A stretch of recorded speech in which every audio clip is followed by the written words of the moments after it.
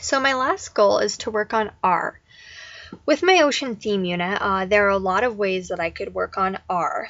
For example, this is why I really liked the game that had so many different pictures in it, because it had a lot of pictures that had the R sound. For example, starfish, snorkel, crab, umbrella, seahorse, ring, surfboard, shark, and turtle.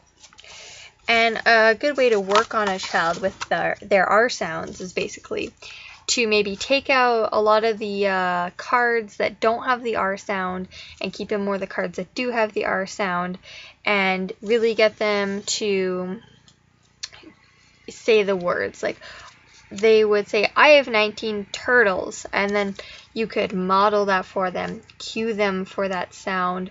And I've been forgetting to, but really descriptively praise a child when they do well, and even, when they don't do as well, still give them feedback so they know what they're doing. For example, if the child says, oh, I have 19 turtle, you say, oh, you have 19 Does turtle sound right? What will we use? And see if they catch on that way. If they don't, be like, I think you have 19 turtles. And then maybe next time they say, I have 19 turtle, and you say you have 19 and kind of cue them for that R sound. And you could do that with basically any of the pictures here because they all have the R sound. Another really good way to work on R sounds with a child, if they're not really in the mood for these flashcards, they kind of want to be more receptive, they're not as in an expressive of mood, would be a book. You can be reading it to them and modeling the correct R sound. For example, our ocean is a magical place, brightly colored with butterfly fish that dart and swoop and seem to fly through the water. So there's lots of R sounds in probably any book that you could correctly model, and you might even try to coax a child out of their shell and say, and they seem to fly through the what? And kind of motion to the picture, and they might say, water, water, I don't know. And you would say, I wonder, do we say water or do we say what? And, obviously. And then descriptively praise them. That was a good try, but I think we say water. Can you try again? And things like that. And throughout the book, there's going to be many more examples of the R sound for you to work with. You might even read a sentence and then have the child read it back to you. You might go, sometimes the waves whisper when they wash along the beach. What do the waves do when they wash along the beach?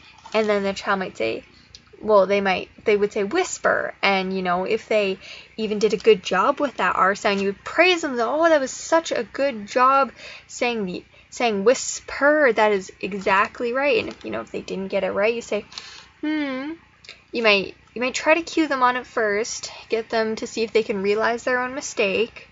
If they're not getting it, you might want to model it for them. So whisper, and then get them to say it again. So a book, really good way to work on the R sound for the ocean. Another good way might be to, work on the most obvious thing about the ocean, which is the water. So we have a lot of water in this bottle, and really discuss that with them. Again, modeling the water for them, getting them to say water. If they're not getting it, let's try the cueing, let's try the modeling. If they do get it, we want that descriptive praise. Even if they don't get that, you still want to let them know what they're doing wrong, still trying to cue them for it. But if they're not getting it, we need to give them the answer. But this is really good because it's a really good tie-in, because you're not being abstract by talking about water with a bottle that has water in it, basically.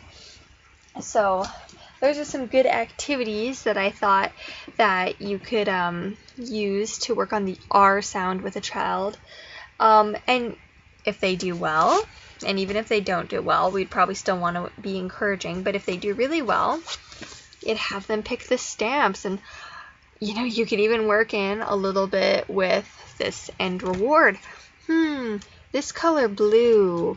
What is the color blue? And as you'd been working on basically the ocean for the whole time, the child would most likely clue in and say water, and hopefully they get it right, and then you can give them a stamp for that. If not, you would go through all the proper techniques to get them to the R, and you'd probably give them a stamp anyways. If they don't necessarily say water, that's fine, because you could say, I think it reminds me of water. Can you say water? And then you'd repeat what I just said. Or even, look at this shark. Do you think shark? There's so many opportunities to work the R into what you're doing. It's very common. And yeah, so that's how I would work on the R sound with a child using my ocean theme.